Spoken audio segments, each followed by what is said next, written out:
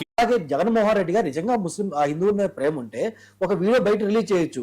ఏమని హిందూ సోదరులకి ఉగాది శుభాకాంక్షలని విష్ చేయొచ్చు. దానికి మేమే అభ్యంతరం చెప్పవు. కానీ హిందువు అనే ముసుగులో హిందువులాగా దూరి టెంపుల్ లాగా లాగా సెట్ వేసి ఎందుకు మమ్మల్ని అవమానిస్తున్నారు? ఎందుకు ప్రతిసారి మమ్మల్ని సెట్టింగ్ చేసి అవమానించాల్సిన అవసరం మీకు ఏం వచ్చింది? అది కరెక్ట్ కాదు కదా. జీవీఎల్ నరసింహారావు గారు సంక్రాంతి పండక్కి వెంకటేశ్వర స్వామి సెట్ మద్దిలపాలెం గ్రౌండ్స్ లో వేశారు. 3 రోజులు 4 రోజులు ఉంది. అందరం వెళ్ళాం, అందరం దండం పెట్టుకున్నాం. అంతే గుడిసెట్టారు అయిపోతారు ఆయన కూడానా? టి సుబ్బిరామరెడ్డి గారు కళాబంధు, విశాఖపట్నం నుండి ఎంపీగా కేంద్ర మంత్రిగా ఉన్నటువంటి వ్యక్తి, రాజకీయాల్లో రాకముందు నుండే విశాఖ బీచ్ రోడ్ లో ప్రతి శివరాత్రికి 1,000,000 శివలింగాల సెట్ వేస్తారు. ఆయన కూడా అంత మాత్రం ఆయన అది అయిపోతాడా? అక్కడ భక్తిని చూడాలి. మీరు రాజకీయం చూస్తున్నారు, మీ బుద్ధిలో లోపం ఉంది, మీ కంటి చూపులో లోపం ఉంది, మీ రాజకీయాల్లో పాపం ఉంది తప్ప మీరు నిజమైనటువంటి హిందూ మతాన్ని బతికించాలనేటువంటి ఉద్దేశంతో చేస్తున్నటువంటి వ్యాఖ్యలు కాదు. ఇది కాదు, మతం మీద చర్చ కాదు ముఖ్యం. విద్యార్థులు విశాఖపట్నంలో ఆంధ్ర యూనివర్సిటీలో ఆక్సిజన్ దొరక్క విద్యార్థులు చచ్చిపోయాడు. దాని మీద మాట్లాడిన పాలకులారా, మీరిద్దరు పాలకులే కదా. పాలు కల్తీ అయ్యి 10ల సంఖ్యలో 20ల సంఖ్యలో పిల్లలు చనిపోయారు. దాని మీద మాట్లాడండి. విద్యార్థులకు నీళ్లు దొరక చచ్చిపోతున్నారు, విద్యార్థులు అనారోగ్యం పాలై చచ్చిపోతున్నారు. మీకు తమ్ము ధైర్యం ఉంటే దాని మీద కదా మాట్లాడాలి. మతాన్ని అడ్డు పెట్టుకుని ఇంకెన్నాళ్ళు మీ నిస్సిగ్గు రాజకీయం చేస్తారు. మతానికి నేను గౌరవిస్తాను.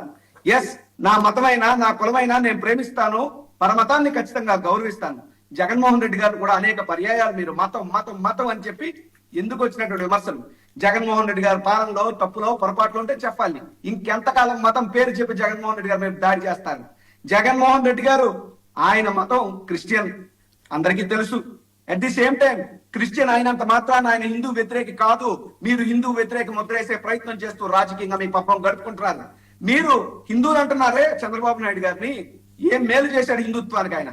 జగన్మోహన్ రెడ్డి గారు చేసిన మేలు చెప్పడానికి బహిరంగ చర్చకు మేము ఎక్కడైనా సిద్ధం. కానీ మీరు హిందూ ముసుగులో ఉన్నటువంటి హిందూ ద్రోహులు, దొంగలు మీరు.